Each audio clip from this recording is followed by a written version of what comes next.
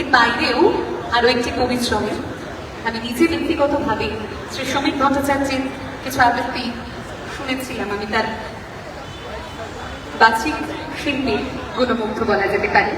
পশ্চিমবঙ্গ বিজেপির একজন বিশিষ্ট নেতা, দক্ষ সংগঠক এবং সুপরিচিত বক্তা ছাড়াও রাজনৈতিক কর্মকাণ্ডের পাশাপাশি তিনি বাংলা ভাষা, সাহিত্য, নাটক, সঙ্গীত এবং রাজ্যের সমৃদ্ধ সাংস্কৃতিক ঐতিহ্যের প্রতি গভীর অনুরাগ। চলুন আর কথা না বাড়িয়ে, যার পরিচয় আপনাদের সকলের কাছে খুব কাছে, সেই মানুষটির কাছ থেকে কিছু কথা শুনে নিই। আজকের এই সন্ধ্যায় বিশেষ বক্তা শ্রী শ্রমিক ভট্টাচার্য। একটা জোরে হাততালি দিয়ে চলুন তাকে আমন্ত্রণ জানাই আমরা।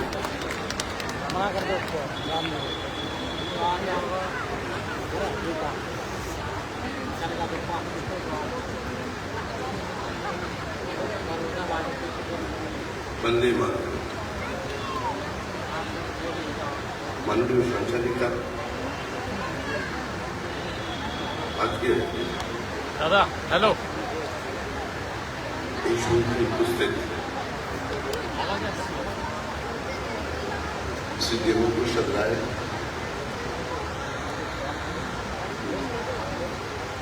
যাকে আপনারা সম্বর্ধিত করলেন, সেই নেতাজি সুভাষচন্দ্র বসুরা আজাদ হিন্দ বাহিনীর অন্যতম সেনানায়ক, রঙ্গস্বামী মাধবন নাইক, কর্নেল খাদারের পরিবার, সম্পূর্ণ দপ্তর জয়দেব চট্টোপাধ্যায় এবং আপনাদের দক্ষিণ দিল্লি কালীবাড়ি,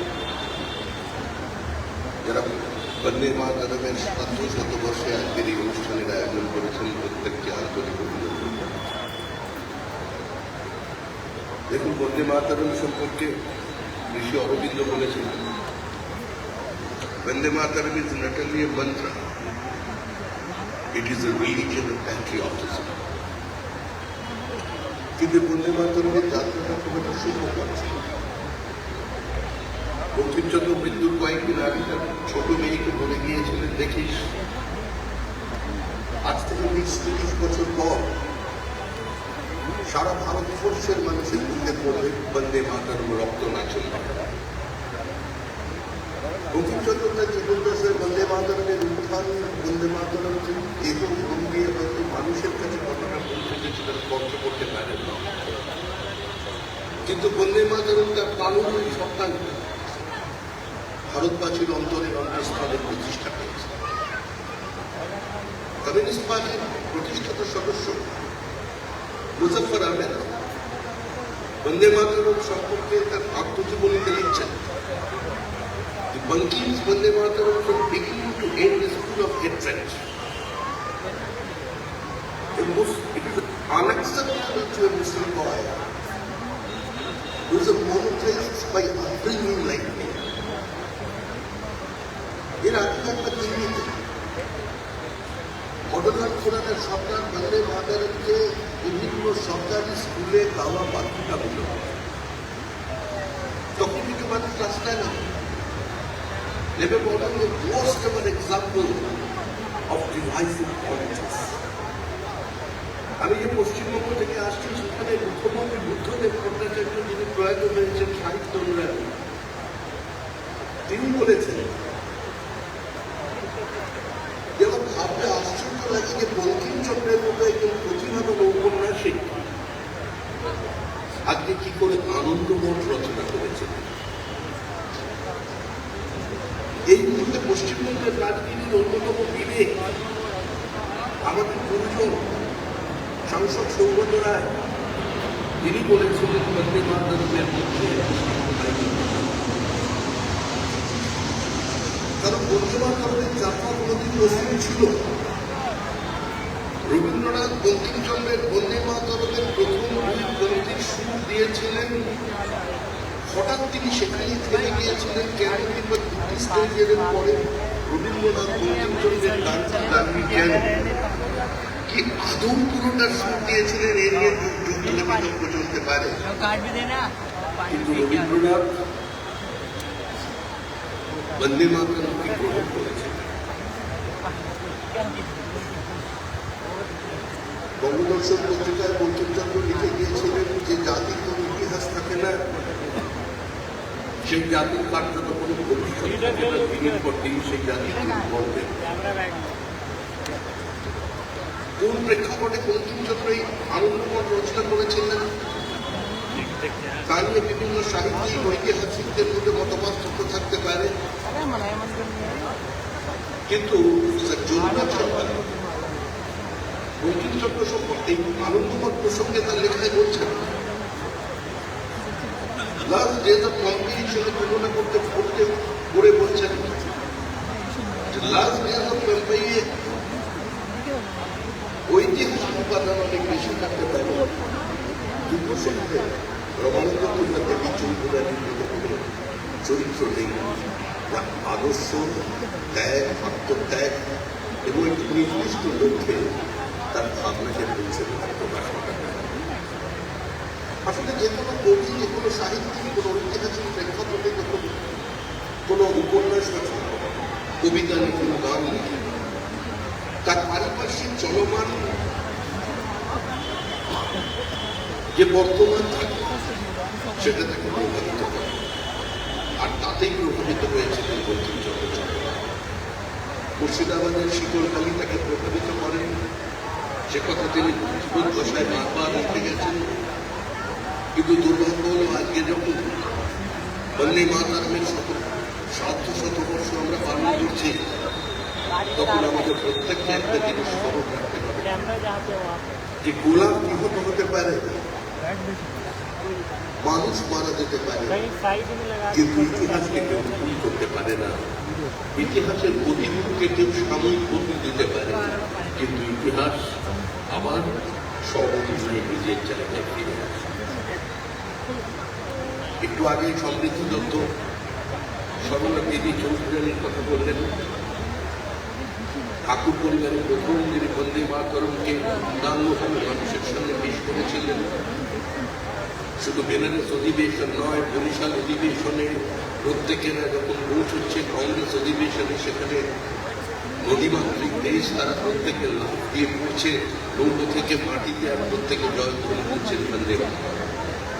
ব্রিটিশের নিপীড়ন শুরু হয়ে গেছে, অকথ্য লাঠিচার্জ করা হয়েছিল সেদিন, কিন্তু তারপরও দেবী চৌধুরানী, সরলা দেবী চৌধুরানী আজকে মানুষের আবেগের অস্বীকার না করে তিনি সম্পূর্ণ বন্দে মাতরম গান শেখেন। 1906 সালে বেনারসে কংগ্রেসের অধিবেশন, সভাপতি গোপাল কৃষ্ণ গোখলে বিভিন্ন কংগ্রেসের নেতৃবৃন্দ এবং কর্মীদের আবেগ, তাদের দাবিকে ছড়া দিয়ে বাধ্য হলেন সরলা দেবী চৌধুরানীকে সম্পূর্ণ বন্দে মাতরম গানটি গাইতে। কিন্তু একই সঙ্গে তিনি বলে দিয়েছিলেন যে গানটিকে একটু কাটাছেড়া করে তোমাকে গাইবে, তবে সংক্ষিপ্ত করে গাইবে। যার আত্মজীবনী জীবনের ছড়া কথা তিনি লিখছেন যে আমি গানটি গাইতে গাইতে ৩০ কোটি শব্দকে উচ্চারণ করলাম, মানুষের আবেগ উচ্ছ্বাস এবং আরো বেড়ে গেল। বন্দে মাতরম সেদিন তিনি সম্পূর্ণ দিয়েছেন। চিঠির সঙ্গে কখনো বন্দে মাতরমের পরিচয় হয়নি। হঠাৎ চিন্তা দেশে তিনি বন্দে মাতরম বিতর্ক নিয়ে বলে দিলেন, এই বন্দে মাতরম 1937 সালে ঘটনা ঘোষণা করলেন যে কংগ্রেসের কোন অধিবেশনে বন্দে মাতরম গাওয়া হয়, এমনকি কংগ্রেস ছাড়াও কোন সংগঠনের মঞ্চে যদি বন্দে মাতরম গানটি পরিবেশিত হয়, মুসলিম লীগ সেই মঞ্চে কোনোদিন উঠবে না। 1937 সালের 26 এবং 27 কলকাতা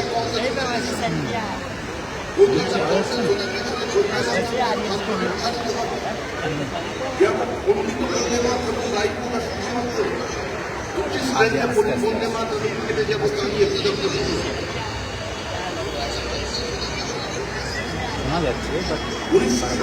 সালের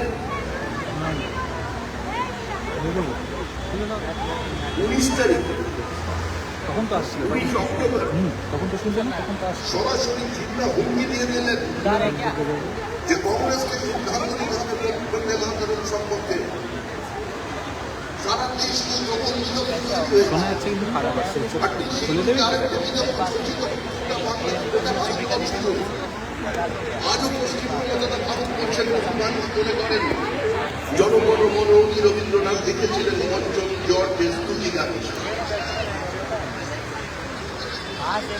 আশুতোষ রামভাস দত্ত চৌধুরী তিনি একটি গান রচনা করেন বাদশাহ আমার। আর কংগ্রেসের নেতা ব্যারিস্টার আশুতোষ চৌধুরী রবীন্দ্রনাথকে রচনা করেছিলেন যে পঞ্চম জর্জ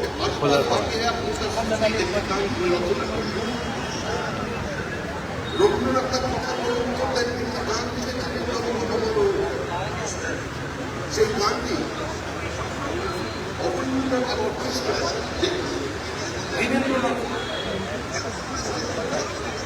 দীনেন্দ্রনাথের অর্কেস্ট্রায় কোরাস হিসেবে কংগ্রেস অধিবেশনে সকালবেলা পরিবেশিত হয়েছে। আর বিকালবেলা ওই রামভাস দত্তের লেখা বাদশাহ গানটি গাওয়া হবে। প্রবল বিতর্ক, মুসলিম লীগের আক্রমণের 3 দিনের শোনা কংগ্রেস যাচ্ছে কিন্তু একটু আওয়াজ আসছে বিভিন্নভাবে সমালোচিত হলেন। শুধু কবিগুরু রবীন্দ্রনাথ নয়, সমালোচিত হয়ে গেলেন কংগ্রেসের সর্বোচ্চ নেতৃবৃন্দ। রবীন্দ্রনাথ 1937 সালে এবং 1939 সালে বিচিত্রা এবং পূর্বাশা পত্রিকায় তার অবস্থান ব্যক্ত করলেন যে আমাকে অনুরোধ করা হয়েছিল যাতে বিরক্ত হয়েছে। আমাদের ফেসবুক এবং তিনি এটাও লিখলেন যুগ ধরে যে মহামানবেরা ভারতবর্ষের পথ প্রদর্শন করেছেন, যারা ভারতবর্ষের এই সামাজিক জীবনের প্রতিপক্ষে একটি নির্দিষ্ট রয়েছে যেটা প্রতিষ্ঠা করেছেন, যাদের মূল্যবোধ নতুন করে মানুষের সামনে উঠে এসেছে, আমি তাদের কথা এই গানের মধ্যে প্রতিষ্ঠা করি। কিন্তু বিতর্ক তখন শুরু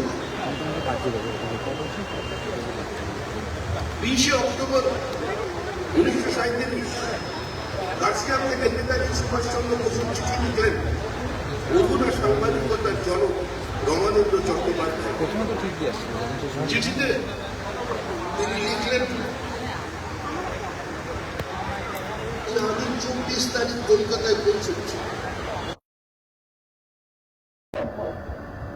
নেহরুজি এবং গান্ধীজি তারাও ওই দিন কলকাতায় পৌঁছবেন। আমি জাতীয় কর্মসমিতিতে একমাত্র বাঙালি সদস্য। বন্দে মাতরমের ভাগ্যে কি আছে আমার জানা নেই। আপনি দয়া করে একটু কবিগুরুকে বলুন গান্ধীজির সঙ্গে কথা বলুন। আর ঠিক একই সময় সারা ভারতবর্ষ জুড়ে ইন্দোর, এলাহাবাদ, লখনৌ, বেনারস, দিল্লি সাভারকরের নেতৃত্বে প্রতিবাদ শুরু হয়ে গেল। কলকাতায় শুরু হলে অবস্থান ধরলে হয় স্লোগান একটাই, do not sacrifice Bande Mataram at the altar of communal bigotry. সারা ভারতবর্ষের সংবাদপত্র খবর বেরোল, সিদ্ধান্ত হবার কথা ছিল 26 এবং 27 তারিখের শেষ দিনে বন্দে মাতরম সম্পর্কে। পণ্ডিত নেহরু 25 অক্টোবর ঠিক সংবিধানের আগের দিন জিন্না সাহেবকে চিঠি লিখে জানালেন এমন কোন গানকে আমরা আমাদের জাতীয় সঙ্গীত হিসেবে গ্রহণ করতে পারি না বা সামগ্রিক গীত হিসেবে গ্রহণ করতে পারি না যার মধ্যে নির্দিষ্ট কোন প্রতীক আছে, নির্দিষ্ট কোন দর্শন আছে, নির্দিষ্ট কিছু ভাবনা আছে। যারা কখনো এটা মনে করেন না যে ভারতবর্ষের এই যে বহুমানতা, এই যে ভারতীয় সভ্যতা, এর চালিকা শক্তি কি?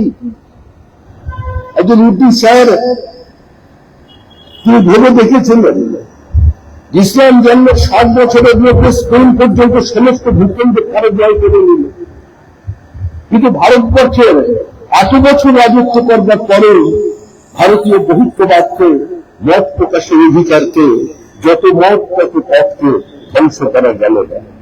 তিনি লিখেছিলেন দিন হজির বেদক বেরা न साहिल पे अक्का न कसमल पे ठहरा, किया कैन जिसने सातु समुंदर और डूबे दहन में इस गंगा में आकर। যে যুদ্ধ জাহাজ 7 সমুদ্র 13 নদী সাঁতরে পেরিয়ে গেল, গিরিপথ কিংবা মরুভূমি যার গতিকে রুদ্ধ করে দিতে পারল না, সে কিনা এসে ডুবলো এই গঙ্গার সংকীর্ণ মোহনায়। এই আত্মা, এই অবদমিত ভারতীয় সভ্যতা, ভারতীয় স্মৃতাকে যিনি আনন্দময় উপন্যাসের মধ্যে দিয়ে, বন্দে মাতরমের মধ্যে দিয়ে ভারতের পুনর্জাগরণ ঘটিয়ে দিয়েছিলেন, তিনি বঙ্কিমচন্দ্র চট্টোপাধ্যায়। আমি আবার বলছি, ইতিহাসকে খুন করা যায় না। যে ফাঁসির মঞ্চে যারা চলে গিয়েছিলেন, কংগ্রেসের নরমপন্থী, চরমপন্থী কিংবা যারা অহিংস কিংবা সহিংস আন্দোলন করেছেন, প্রত্যেকেই কিন্তু একদিকে বন্দে মাতরমের সুরেই নিজেদের বেড়ে ফেলেছিলেন। বন্দে মাতরম যেমন সেনানির মুখে আপনি শুনতে পাচ্ছেন, সেরকম একটু আগে ক্ষুদিরামের কথা বললেন যে তিনি গীতার উচ্চারণের পরই বন্দে মাতরম বলে তিনি ফাঁসির মঞ্চে চলে গিয়েছিলেন। ভারতের স্বাধীনতা সংগ্রাম শুধু নয়, ভারতবর্ষের সাংস্কৃতিক জাতীয়তাবাদ যা বন্দে মাতরমের মধ্যে একটা চিরকালীন প্রতিষ্ঠা দিয়েছেন আমাদের অন্তরের অন্তঃস্থলে। সেই মধুর স্মৃতি নিয়ে, আমাদের নির্দিষ্ট স্মৃতি নিয়ে, আমাদের সভ্যতা, আমাদের পরম্পরা, আমাদের প্রাচীন ইতিহাস ও ঐতিহ্যকে আমরা স্মরণ করব এবং একই সঙ্গে বন্দে মাতরমের শ্রাদ্ধ শতবর্ষে যে লোক কালীবাড়ি, আমরা কলকাতায় আমাদের উচ্চারণ করে ফেললাম দক্ষিণ দিল্লি কালীবাড়ি, আপনারা এখানে আয়োজন করেছেন, এবং সমস্ত কিছু সংগঠিত করবার জন্য একটা নির্দিষ্ট স্তম্ভ লাগে। আপনারা এখানে বাঙালির ঐক্যবদ্ধ হয়েছেন, আপনারা অন্য কোনো নামে ঐক্যবদ্ধ হতে পারতেন, কিন্তু মা কালী রাস্তায় আপনাদের নিতে হয়েছে। আমি কিছুদিন আগে দলীয় কাজে সুরাটে গিয়েছিলাম, সেখানে সুরাটের অসংখ্য বাঙালি আছেন, কয়েক লক্ষ বাঙালি যারা হীরা কাজ করেন। তাদের মধ্যে যারা মানুষ আছেন যারা তুলসী বেশি পড়াশোনা করতে পারেননি। আমাদের মেদিনীপুরের দাসপুর থেকে এসেছিলেন একজন কারিগর উপরে, এসে আজকে প্রায় 100 কোটি টাকার মালিক হয়ে গেছেন। এরকমই একজন ভদ্রলোক তিনি বললেন যে বাঙালিদের একত্রিত করতে চাইতে কি করব। চলে গেলেন দুজন মানুষকে নিয়ে, মিস্ত্রিকে নিয়ে, এখানকার রাজমিস্ত্রিকে সঙ্গে নিয়ে দক্ষিণেশ্বরের মন্দিরে তাদের 2 দিন রেখে দিলাম দক্ষিণেশ্বরে। শুধু ছবি দেখলে হয় না, জায়গাটা প্রতি একটা প্রাণ দরকার হয়, তিনি তার মতো করে আমাদের বোঝালেন। সুরাট একটা রেপ্লিকা তৈরি হয়েছে।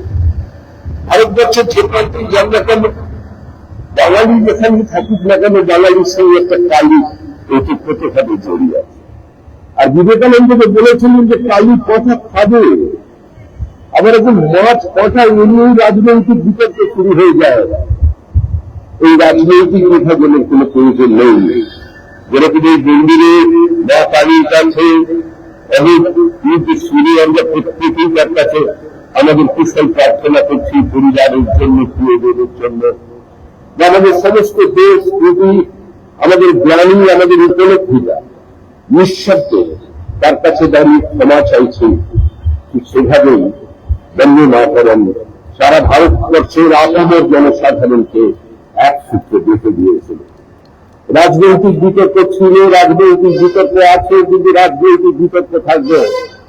কিন্তু রাজনৈতিক বিতর্ককে ঊর্ধ্বে উঠে 150 বছরে আজও যে বন্দে মাতরম প্রাসঙ্গিক, তা শুধু প্রধানমন্ত্রী শ্রী নরেন্দ্র দামোদর দাস মোদীর প্রচেষ্টার মধ্যে দিয়ে হয়েছে এই বিষয় নয়। আজকে সমস্ত মানুষ এই প্রয়োজনীয়তা উপভোগ করেছেন। আমরা আমাদের দলের পক্ষ থেকে বন্দে মাতরমের বিশেষ দিনটাকে পালন করছিলাম কলকাতায়। আমরা ভেবেছিলাম যে শুধুমাত্র আমাদের দলীয় কর্মীরাই সেখানে থাকবেন, কিন্তু দেখুন আমি ঘুরে এক একজন এক এক জায়গায় ছিলেন। আমরা যখন পিছনে গেলাম তখন দেখলাম অগণিত মানুষ আমাদের সঙ্গে পায়ে পা মেলালেন, মানুষ এসে বসে থাকলেন। অর্থাৎ অমরতা হয়ে গেছে বন্দে মাতরম। এই বন্দে মাতরমদের প্রতি প্রত্যুত্তর শ্রদ্ধা জানানোর যোগ্যতা আমরা অর্জন করতে পেরেছি কিনা, অথবা আমি পেরেছি কিনা, আমার মনে সংশয় আছে। বঙ্কিমচন্দ্রের উপন্যাস হিসেবে সফল উপন্যাস হিসেবে বঙ্কিমচন্দ্রের তুলনা রবীন্দ্রনাথ ঠাকুরের সঙ্গে করা হয়েছে। বঙ্কিমচন্দ্রের আনন্দবাদের ঐতিহাসিক উপাদান নিয়ে তার চুরি চোরা বিশ্লেষণ হয়ে গেছে, কিন্তু মনে রাখতে হবে যে যুগে বঙ্গবন্ধু মাতরম তিনি রচনা করেছেন সেই কালখণ্ডের কথা। 1970 সালে 1770 সালের দুর্ভিক্ষ, সেই দুর্ভিক্ষে কিন্তু খাজনা আদায় বন্ধ হয়নি। যেখানে 1/3 মানুষ প্রাণ হারিয়েছে অনাহারে, সেখানে কিন্তু নবাবদের খাজনা 1 টাকাও কম হয়নি। অক্সফোর্ড হিস্ট্রিতে যে লেখি রেখে গেছে ব্রিটিশরা, সেটা দেখাচ্ছে। এবং মন্বন্তরের পরের বছর 1771 সেখানে ট্যাক্স কালেকশন হয়েছে 1770 থেকে 10% বেশি। দিনের পর দিন মানুষের ধর্মীয় চেতনা, তাদের ধর্মাচরণের অধিকারকে ফিরে নেওয়া হয়েছিল। সেই প্রেক্ষাপটে দাঁড়িয়ে আজকে ভারত বাঙালি হিন্দুদের অস্মিতাকে তার আত্মপরিচয়কে জাগ্রত করবার চেষ্টা করে গিয়েছিলেন বন্দে মাতরম। এই দিল্লির বুকে যেদিন গুরু তেগ বাহাদুর সিংকে বলা হলো হয় ধর্মান্তরিত হও, না হলে নিজের জীবন দাও, তিনি বলেছিলেন हमने सील दिया है मगर सार नहीं दिया, তারও কিন্তু নিচ্ছেদ করে দেওয়া হয়েছিল।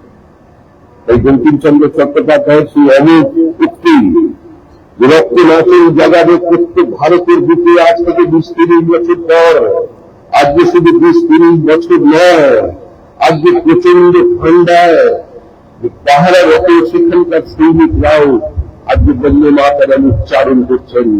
কোন রাজনৈতিক নেতার আহ্বানে নয়, কোন প্রধানমন্ত্রীর নির্দেশে নয়, এটা সম্পূর্ণ তাদের অর্থাৎ অন্তরাত্মা থেকে একটা স্বতঃস্ফূর্ত স্বর তাদের বেরিয়ে আসছে বন্দে মাতরম। বন্দে মাতরমের এই কালেজয়ী স্রষ্টা, পুরীটা কালেজয়ী সত্তাকে প্রতিষ্ঠিত করে গেছেন আমাদের কাছে। আজকের তার এই বন্দে মাতরম সৃষ্টির শ্রাদ্ধ সাথে গেছে এবং তার জন্মদিনের একদিন পর আজকে তাকে প্রণাম জানাই, নমস্কার জানাই। এবং আজকে যে দক্ষিণ দিল্লি কালীবাড়ি এই ধরনের একটি মনোজ্ঞ অনুষ্ঠানের আয়োজন করেছেন, তার জন্য আমি তাদের কাছে কৃতজ্ঞতা জানাই। এবং সর্বোপরি বলি, একজন ছাত্রাবস্থা থেকে যার বক্তৃতা শুনতাম, বিভিন্ন সময় টেলিভিশনে যার রাজনৈতিক বিশ্লেষণ শুনে আমরা বড় হয়েছি, অন্তত কিছুটা কথা বলতে শিখেছি। যিনি আমার ভিন্ন মেরুর রাজনৈতিক অবস্থানে হয়ে আমাদের মিঠুদা, তিনি আমাদের কাছে চিরকাল মিঠুদাই হয়ে থাকবেন। আমি তার উপস্থিতিতে যে কথাগুলো বললাম, এর মধ্যে যদি কোনো ধৃষ্টতা থাকে তিনি আমার মার্জনা করে দেবেন, কিন্তু আমি যা বলেছি সেটা ইতিহাস, এবং সেই ইতিহাস আমি ভারতীয় জাতীয় কংগ্রেসের তাদের যে লেখা তার থেকেই সংগ্রহ করে বলেছি। সে বই অন্য কেউ লেখেননি, সে বই সম্পূর্ণভাবে কিছু ঐতিহাসিক প্রামাণ্য বলেন। এবং যারা বন্দে মাতরমকে খণ্ডিত করেছেন, ইতিহাসও তাদের খণ্ডিত করে দিয়েছে। বন্দে মাতরম এই কানহি দুর্গা দশপ্রহরণ ধারী নিয়েই আমাদের মধ্যে থাকবেন। এই ভারতবর্ষের স্বরূপ এই দুর্গার সঙ্গে সম্পৃক্ত। আপনারা দুর্গা পূজার দিন যতই ফুলের প্যান্ডেল করুন, দুর্গা পূজার দিন যতই আলোক সজ্জায় সুসজ্জিত করে দিন, ভিতরে দুর্গা পূজা না থাকলে, কোলাহল না থাকলে আপনার প্যান্ডেলে কোনো দর্শক আসবে না, কোনো মানুষ আসবে না। এই সন্ধি পুজোর সন্ধিক্ষণে যদি পুষ্পাঞ্জলির ব্যবস্থা না থাকে, আজকে তার কোনদিনই আপনাদের আকর্ষিত করতে পারবে না। এখানে যেরকম আপনাদের এই জাগ্রত কালী মন্দিরের মা কালী আপনাদের ঐক্যবদ্ধ রেখেছেন, যে কোনো রাজনৈতিক মতবাদে বিশ্বাস হন না কেন, বাঙালি হিসাবে তাদের ধর্মনীতে আজকে যে সংস্কৃতি প্রবাহিত, তার জন্যই যেমন দেবী কালী একটি ভূমিকা পালন করেছেন, ঠিক একইভাবে বন্দে মাতরম ভারতবর্ষের প্রত্যেকটি জাতীয়তাবাদী মানুষের মনে যারা ভারতবর্ষকে নিজের দেশ বলে মনে করেন, মা বলে মনে করেন, ভারত তৈরি টুকরো হিন্দু ইনশাল্লাহ ইনশাল্লাহ এই শব্দ যারা বিশ্বাস করেন না, সেই ভারতের জাতীয় কংগ্রেসই হোক আর ভারতীয় জনতা পার্টি হোক বা অন্য যে কোনো জাতীয়তাবাদী মানুষই হোক, বন্দে মাতরমের অমরতাকে অগ্রাহ্য করে তিনি এগিয়ে যেতে পারবেন না। নমস্কার।